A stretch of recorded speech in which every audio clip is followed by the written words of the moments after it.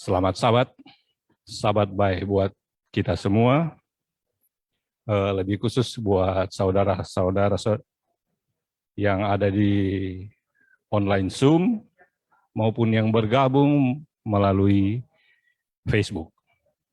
Kita akan segera memulai diskusi pelajaran sekolah sahabat kita pada sahabat ini. Kita sudah memasuki sahabat yang terakhir atau sahabat ke-13 dari pelajaran sekolah sahabat kita. Kalau menurut Pendeta Gideon, sayang sekali ya, karena pelajaran kita sepanjang triwulan ini amat sangat menarik, karena relevan dengan kehidupan kita sehari-hari. Bukan begitu, Pendeta? Betul, Kasen. Betul sekali. Tapi saya percaya, kita semua percaya bahwa sepanjang pelajaran ini kita sudah mendapatkan makna rohani yang sangat penting untuk kita terapkan dalam kehidupan kita sehari-hari. Baik, sebelum orang memulaikan diskusi, mungkin kita mulai dengan doa dulu. Om Odi mungkin bisa pimpin untuk doa buka.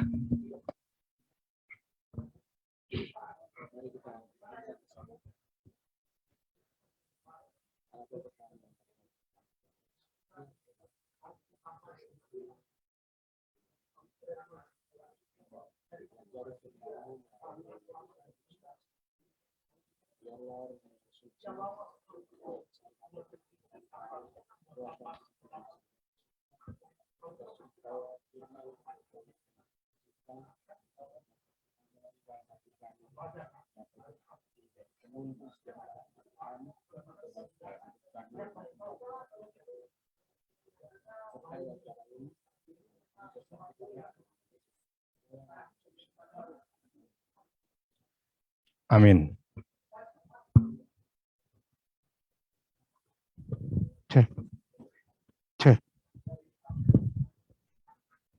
Oke.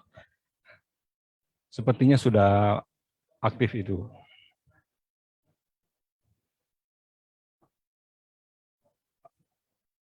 Kita tentu bersyukur sepanjang minggu ini kita sudah diberkati dengan berkat-berkat Tuhan, penyertaan Tuhan yang sudah menjadi bagian kita.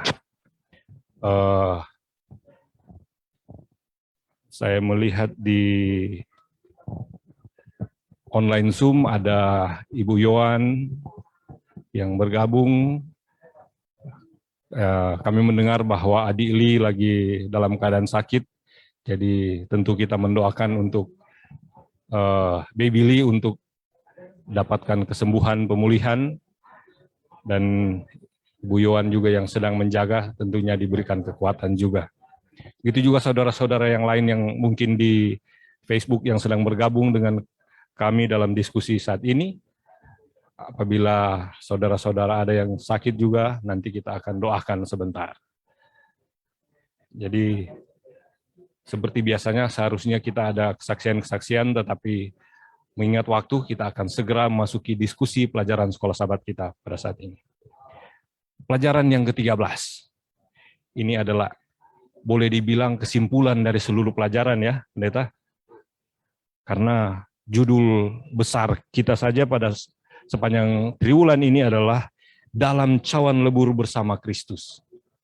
Dan judul pelajaran sahabat ke-13 ini adalah Kristus dalam cawan lebur. Jadi ini yang menjadi kesimpulan dari seluruh pelajaran kita sepanjang triwulan ini.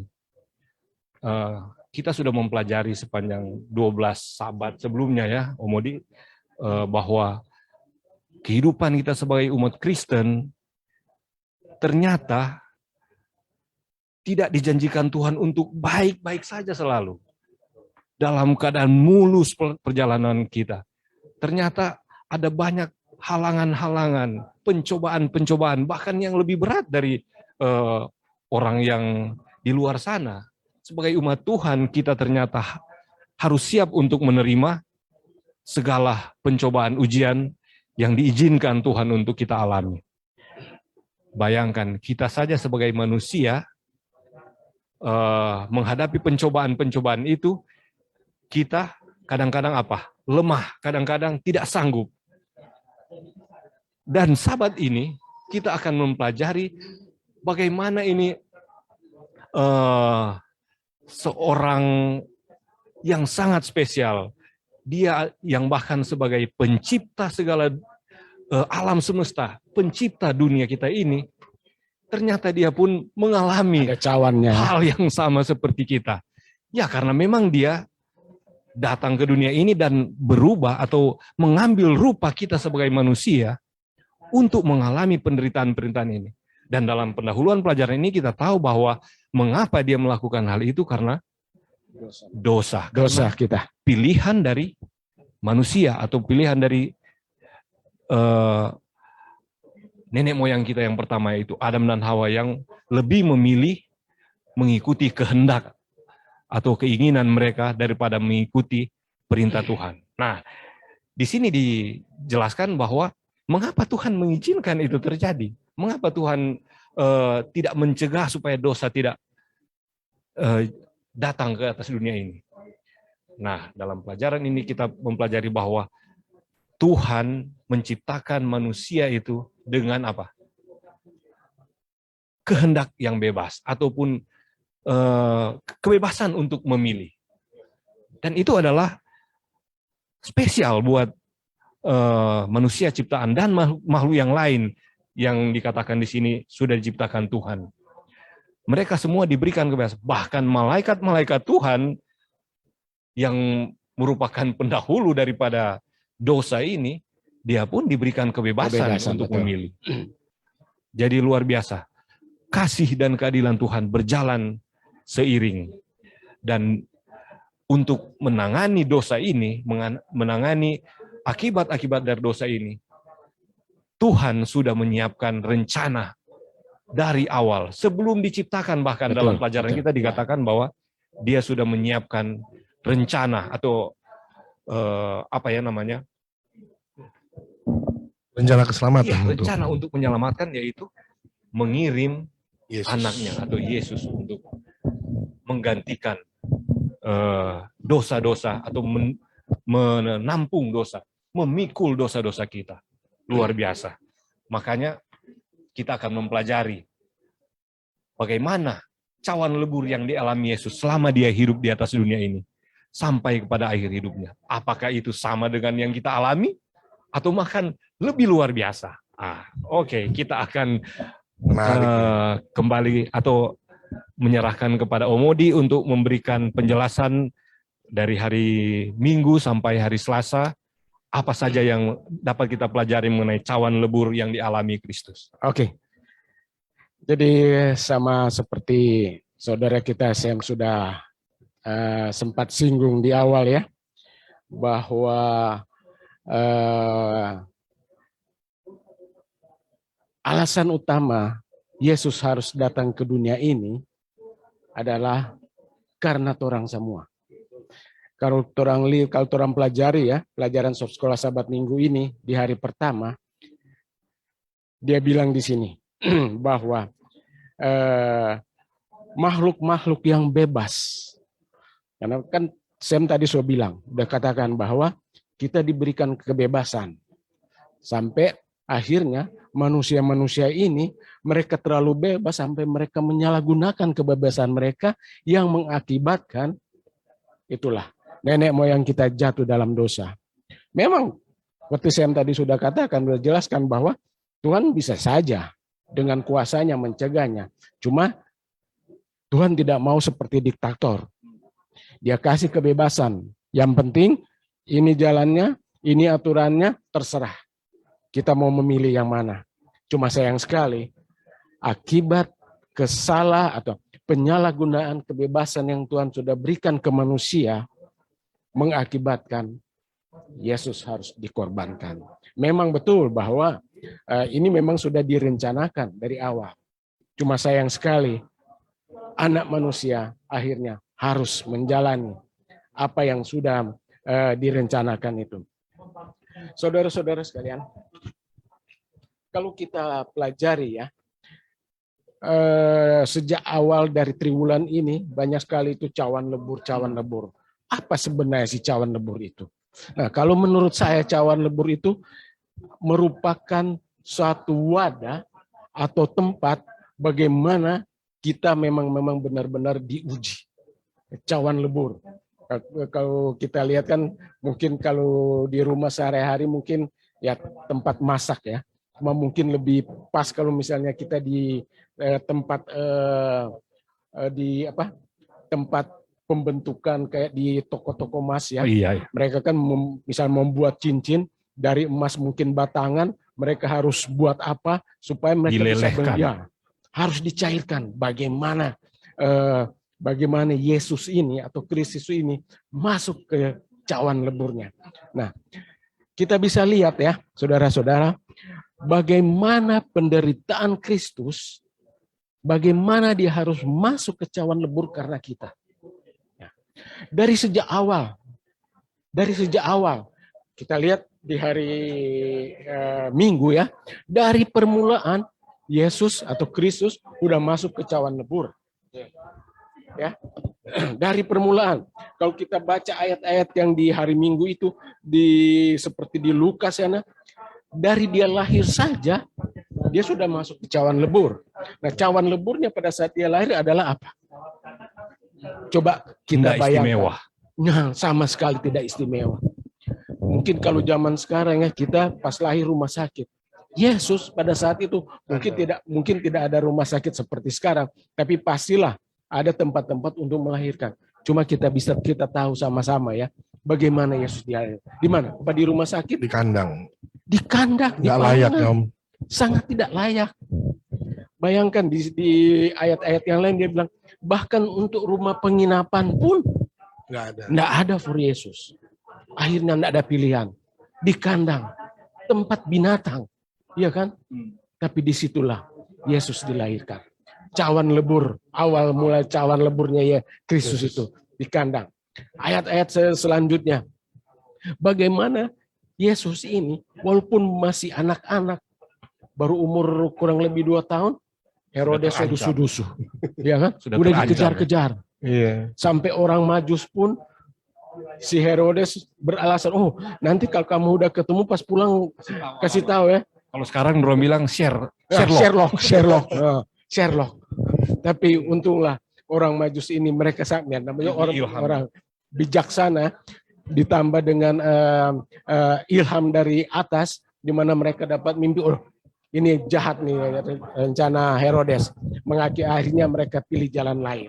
Akhirnya mereka tidak memberi informasi ke Herodes di mana Yesus itu.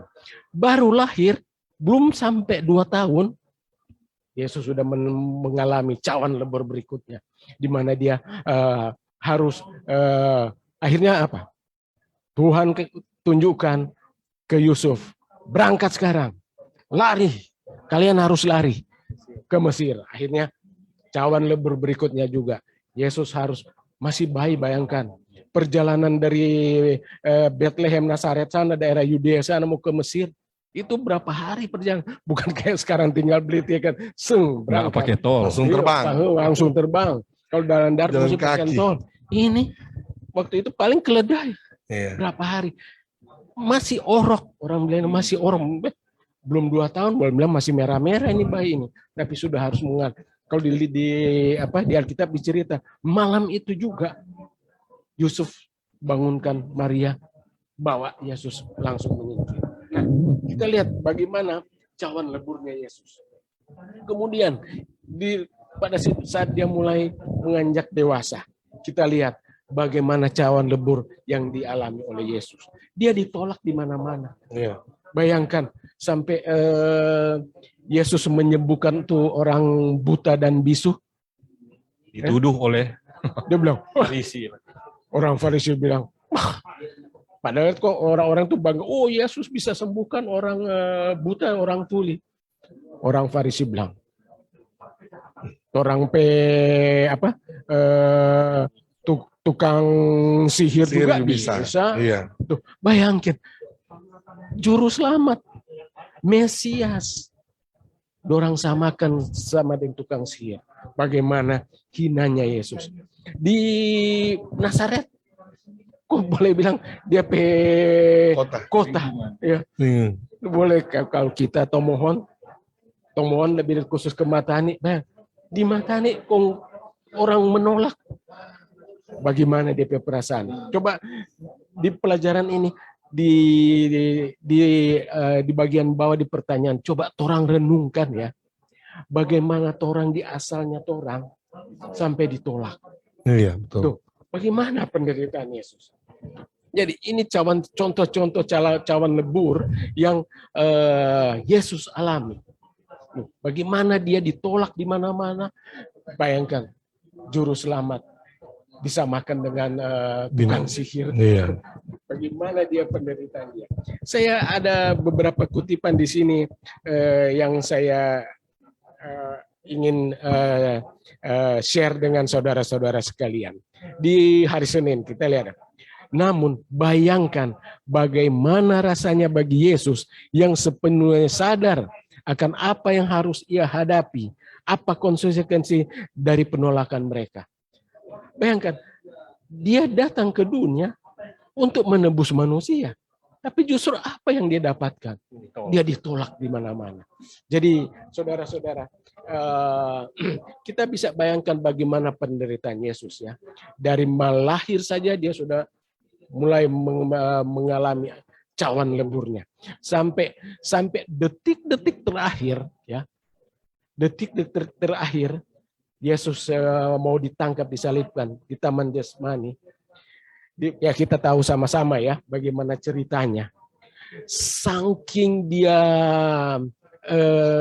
stres, apa yang sudah di depan matanya ya, sampai dia ingin mengasingkan diri untuk berdoa, menghubungi Bapaknya. Kita tahu bahwa Yesus sejak anak-anak sejak dari awal dia selalu erat berhubungan dengan Bapa yang di surga. Karena dia tahu apa yang dia akan hadapi. Jadi dia selalu berkomunikasi. Sampai dia tahu apa yang sudah di depan mata. Penderitaan apa yang dia akan hadapi di depan mata. Ya. Sampai stres, sampai ketakutan. Dia bilang sampai ketakutan. Sampai justru ada malaikat datang menguatkan dia. Bayangkan bagaimana penderitaannya yang akan Yesus hadapi. Saking dia stres, saya pernah dengar ya, atau saya pernah baca ya, dalam tulisan Nyonya White ya, dia sebenarnya bukan berkeringat darah itu.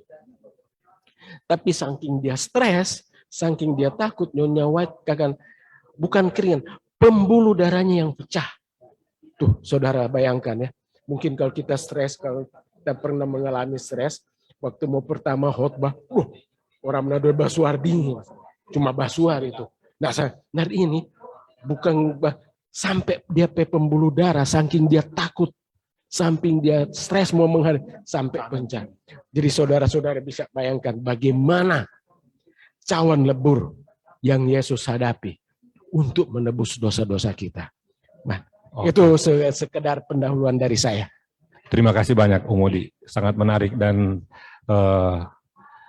kalau boleh saya tambahkan, ini memang kenapa Yesus ditolak di tempat asalnya ya. Ada juga di ayat dikatakan, apakah ada yang baik dari Nazaret? Jadi ternyata memang di tempat asal Yesus ini bukan tempat yang baik ternyata. Jadi kalau orang bisa gambarkan ya saya dulu waktu di kampung, waktu masih remaja ya, anak-anak di kampung itu, khususnya di Minawero, kalau orang itu ada tempat-tempat yang orang bilang rawan. Nah, khususnya ya mohon maaf, kalau dulu Tumaluntung itu masih dibilang tempat yang rawan. Jadi kalau sudah malam, wah orang sudah takut melewati situ karena sudah ada banyak parang di jalan. Jadi kalau ada mobil yang lewat sangat berisiko. Jadi kalau mungkin saya gambarkan ya dulu, mungkin Yesus itu kalau dia lahir di Tumaluntung, nah boleh dibilang seperti itulah gambarnya. Apa ada yang baik orang yang datang dari Tumaluntung? Walaupun kenyataannya sekarang kan sudah tidak begitu. Jadi sekarang banyak yang baik yang datang dari Tumaluntung. Contohnya Om Weni dari Tumaluntung, dan banyak juga sahabat-sahabat kita, Jamie dari Tumaluntung. Ada banyak saudara-saudara. Tapi dulu konotasinya kampung yang Serem ya. itu serem, dianggap tidak baik orang-orangnya. Rawan. Nah, seperti itulah gambarannya.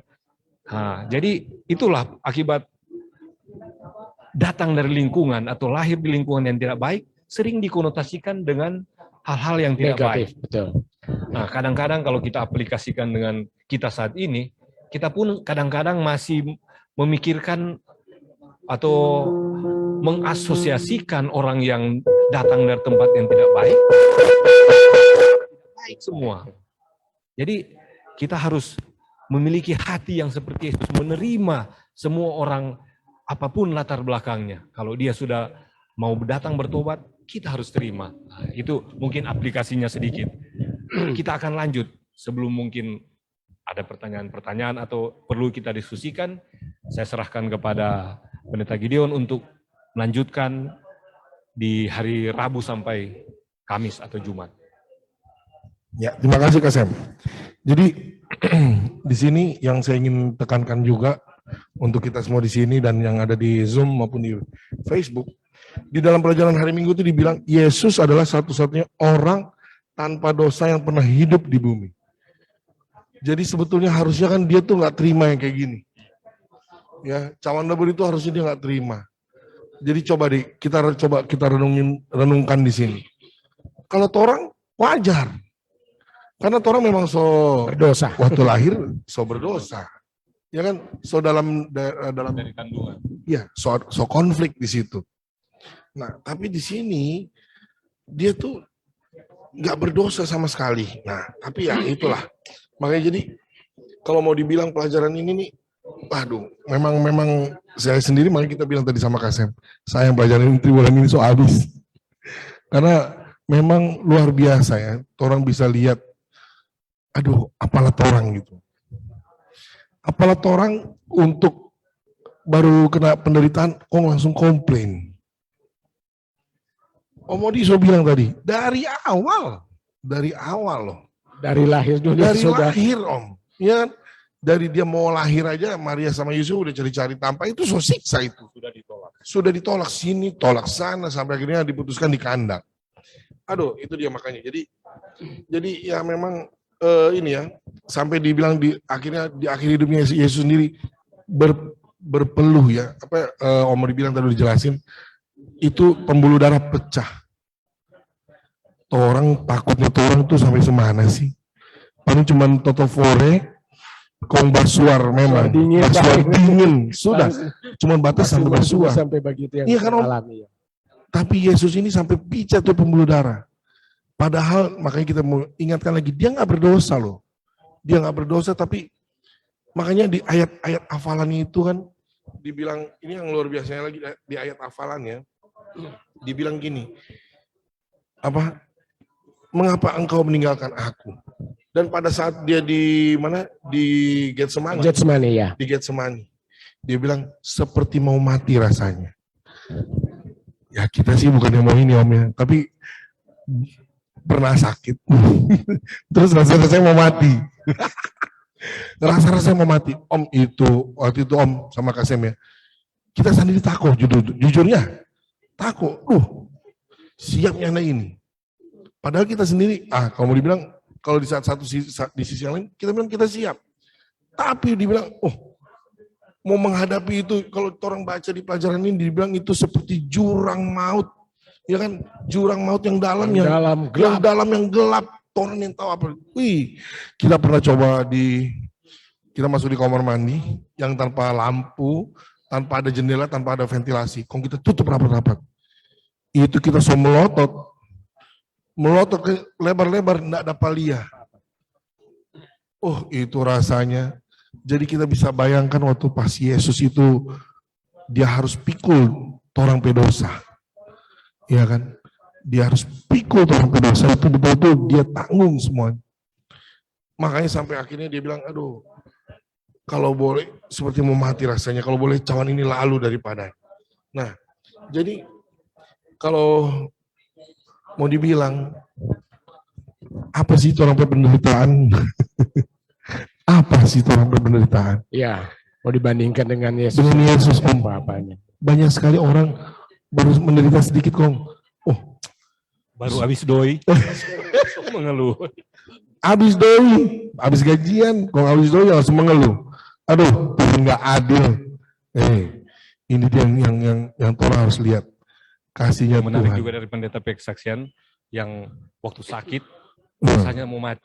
Itu cuma rasa mau mati. Rasa mau mati, pasti stres. Toh sudah stres.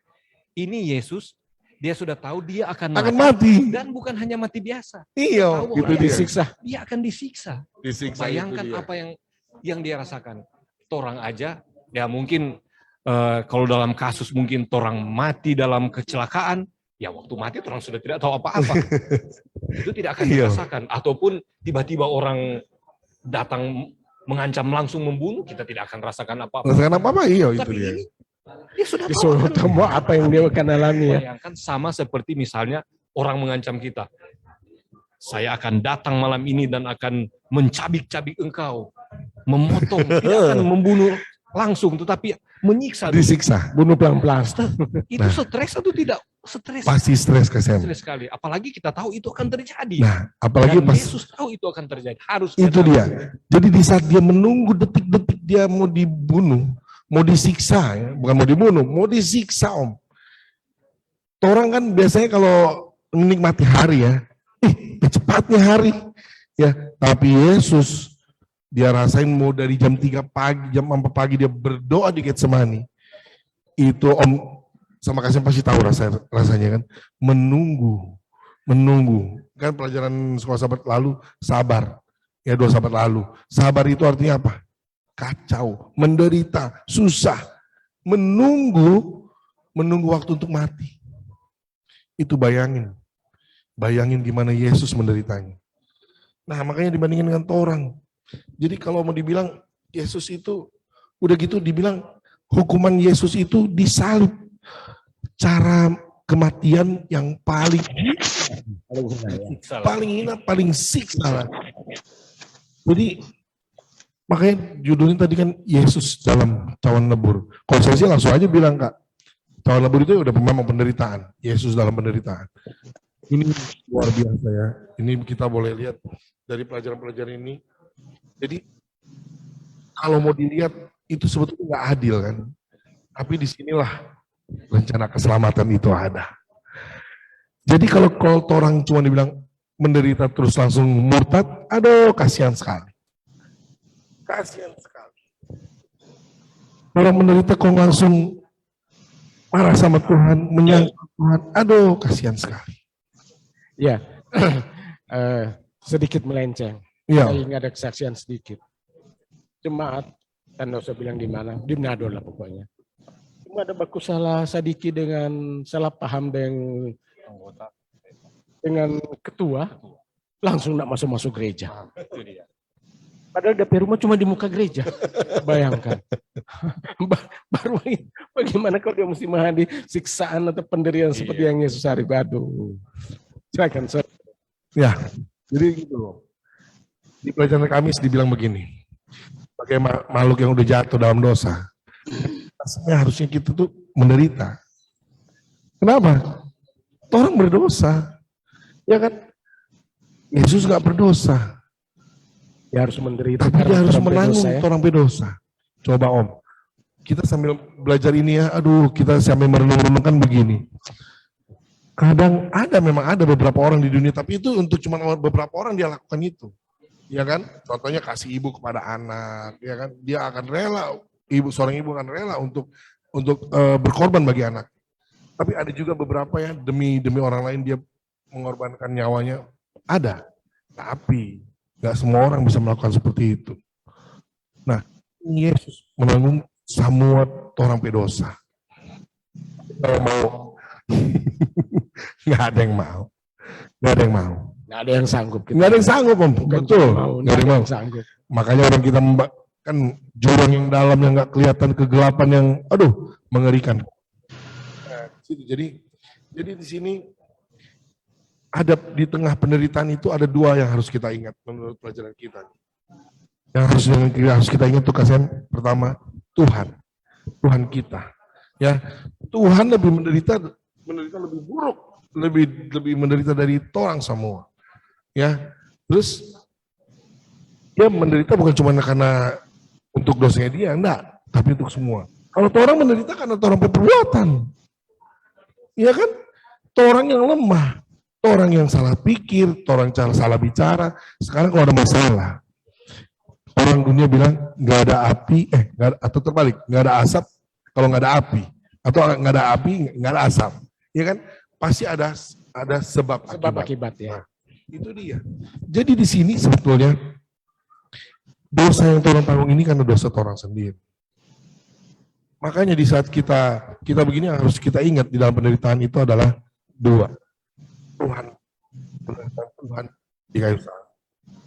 Tak sebanding dengan apa yang orang buat. Tak sebanding. Ya, yang kedua, di saat kita menderita kita harus mengingat hasil dari penderitaan Kristus. Ya. Yang telah dijanjikan pada kita melalui apa yang telah kita lakukan Kristus bagi kita. Itulah kasihnya Tuhan. Kasih anugerahnya Tuhan. Jadi kalau orang menderita, jalanin penderitaan itu. Itu Om yang membuat, jujur aja, kita dapat pergumulan KSM. Itu yang membuat kita sekarang ini mungkin lebih legowo. Sabar. Kalau mau dibilang Om, lebih legowo kita menjalaninya. Kita nggak tahu mau selesai kapan, kita nggak tahu. Tapi kita mencoba untuk menjalaninya lebih legowo lagi. Lebih bersabar lagi. Walaupun kita nggak tahu nih sampai kapan. Tapi pas kita baca ini pelajaran, aduh, rasa-rasa nggak cukup kalau cuma kita mau bayangin kasihnya Tuhan itu. Aduh, benar-benar nih. Itu di sini luar biasa nih ya.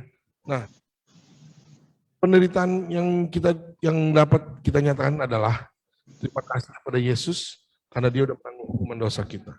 Terus kita semua ini memiliki janji karena apa yang telah Kristus lakukan karena kepenuhan dan kelengkapan hidupnya dan pengorbanannya yang sempurna. Keberadaan kita di sini penuh dengan rasa sakit, kecewa, kehilangan tidak lebih dari sekejap. Ada yang hilang berbeda dengan kekekalan. Jadi di balik semua ini, kalau mau dibilang ada pelangi sehabis hujan.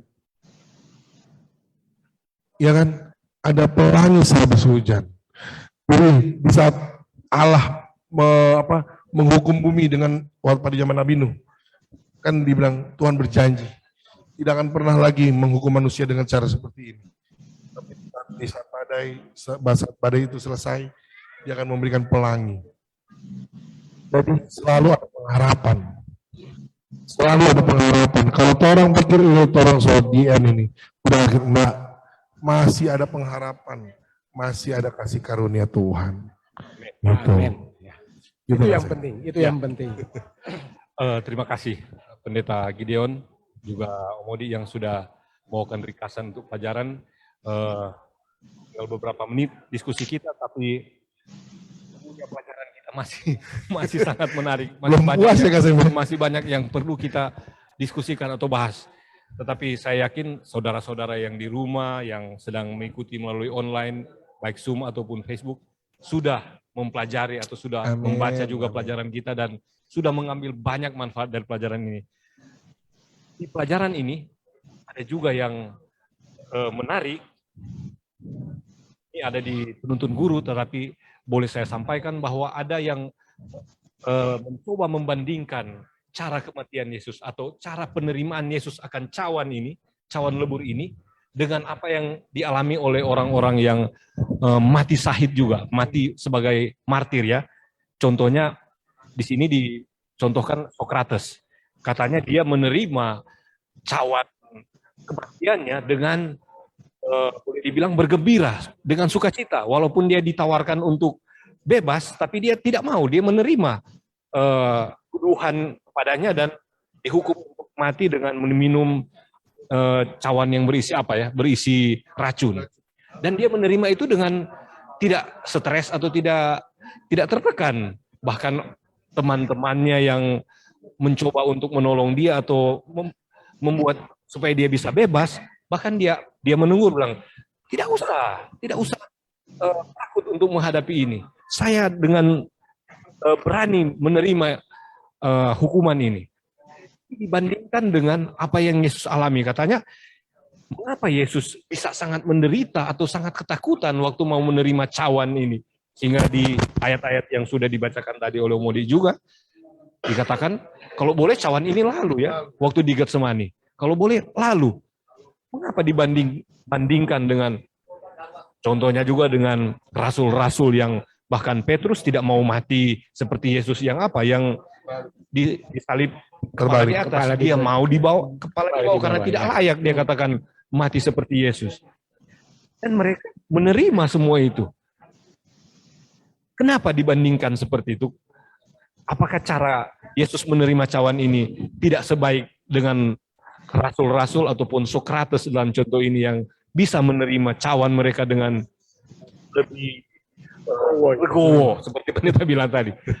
Apa yang Bapak?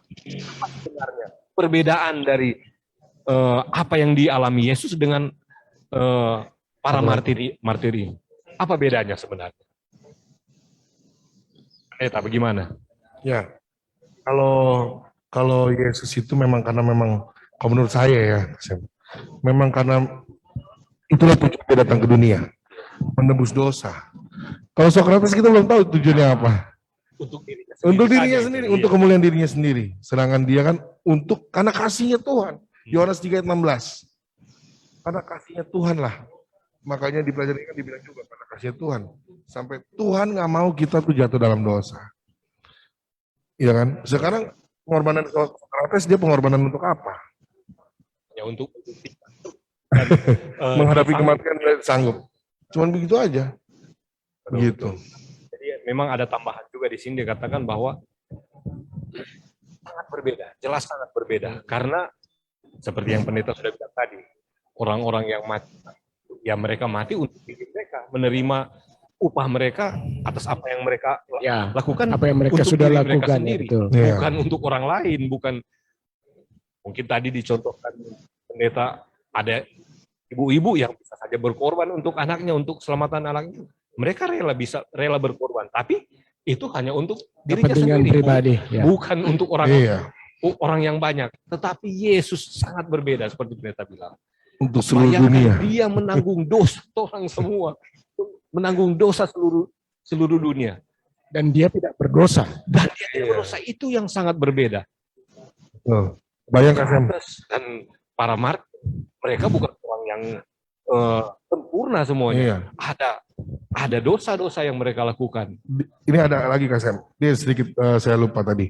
Jadi di saat Yesus disiksa, dikatakan dalam pelajaran kita ini, kemarahan Allah untuk dosa manusia itu ditimpakan kepada Yesus dengan cara dia di saat dia dicambuk.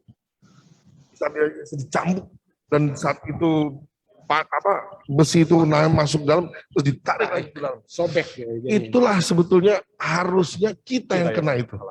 Tapi ini Yesus yang terima. Aduh. Jadi itu sebetulnya kemarahannya Allah. Kemarahannya Tuhan karena dosa. Karena memang dosa itu kan memang menjijikan sekali.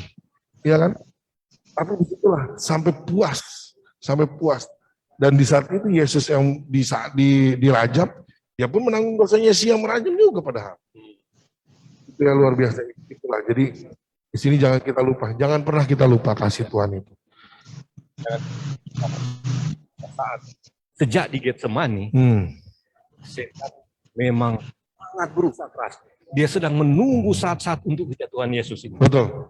Bayangkan, satu kata saja Yesus gagal atau satu kata Yesus menyangkal untuk tidak mau menerima cawan ini, habis. Tidak ada jaminan, harapan lagi, tidak ada harapan untuk. Jadi memang setan pada saat itu bekerja sangat keras. Kalau di film Passion of Christ, ya memang itu banyak di dramatisir ya. Tapi kita bisa melihat gambaran bagaimana setan berkeliling, dia lihat. Jangan tanggung, kalau boleh gagal. Gagal, itu dia. Tetapi cara keselamatan itu luar biasa. Iya, memang makanya dibilang beban itu yang sangat berat. Tidak ada apa-apanya itu yang dialami Sokrates dan para martir yang lain. Tidak ada apa-apanya dibanding penderitaan yang Yesus alami untuk menanggung. Itulah cinta Yesus ya Iya. pada Yang orang tidak semua ya. berdosa. Bayangkan kalau orang tidak salah dan dihukum, orang apa-apa ini. Tidak. Bukan ini yang saya lakukan, kenapa saya harus menerima? Ini Iya. Yesus yang tidak pernah melakukan dosa. Dia Harus rela dihukum, rela menderita. tanggung, luar biasa. Iya. Jadi apalah orang penderitaan sehari-hari dibandingkan dengan yang Yesus alami. Jadi ajarkan untuk kita saat ini. Apapun yang kita alami, seperti pendeta bilang tadi. Apapun penderitaan, cawan lebur yang kita alami. Lihat, pandang kepada Getsemani, pandang kepada penderitaan yang Yesus alami. Pastilah kita akan dikuatkan. Seperti Yesus, ambil langkah seperti Yesus. Kita berdoa hubungan dengan Tuhan untuk mendapatkan kekuatan. Kira-kira Amin. itu yang kita lakukan untuk menang dalam cawan. Pendeta terakhir mungkin ada. Ya. Tidak selamanya orang itu untuk orang benar, ya kan? Untuk orang percaya menderita itu tidak selamanya. Tapi ada janji Tuhan bahwa Tuhan menjanjikan satu kehidupan kekal Kekal, betul. di dalam Dia, yang penuh dengan kebahagiaan. Nggak ada lagi tuh ratap tangis dan retak gigi. Amin. Jadi itulah pengharapan yang kita bisa dapat dari cawan lebur yang kita hadapi di dunia. Amin. Terima kasih. Satu kata terakhir. Setia sampai akhir. Amin. Itu inti. Betul. Jangan sampai kita gagal mempertahankan iman hanya oleh karena cawan lebur yang kita alami. Amin. Terima kasih. Kiranya Tuhan memberkati kita semua. Kita akan tutup dengan doa, pendeta bisa Mari. membawakan doa.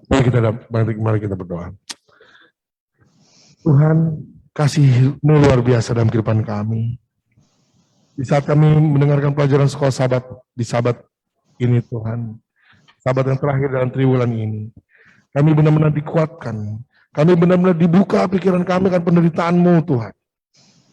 Tuhan, kami tidak akan sanggup seperti Engkau menjalaninya. Tapi Tuhan, kami mau menggantungkan hidup kami ke dalam tangan-Mu. Di saat kami melewati cawan lebur dalam kehidupan kami, mari Tuhan sanggupkan kami. Berikan kami hikmat lagi. Berikan kami pengharapan di dalam Tuhan. Karena tahu janji Tuhan adalah ya dan amin. Janji Tuhan adalah kehidupan kekal yang penuh dengan kebahagiaan bersama-sama dengan Tuhan di dalam kerajaan surga. Terima kasih Tuhan. Kami akan melanjutkan kegiatan kami. Panjang sahabat ini, Roh Kudus Tuhan memimpin kami, menuntun dan menjaga kami, sehingga kami boleh dijauhkan dari segala dosa-dosa. Terima kasih Tuhan, terima kasih Roh Kudus. Hanya di dalam nama Tuhan Yesus Kristus kami berdoa dan kami mengucap syukur atasnya. Amin. Amin. Amin. Terima kasih. Sampai jumpa kepada pelajaran sekolah sahabat yang baru. Terima Tuhan Yesus kasih. Tuhan memberkati. memberkati.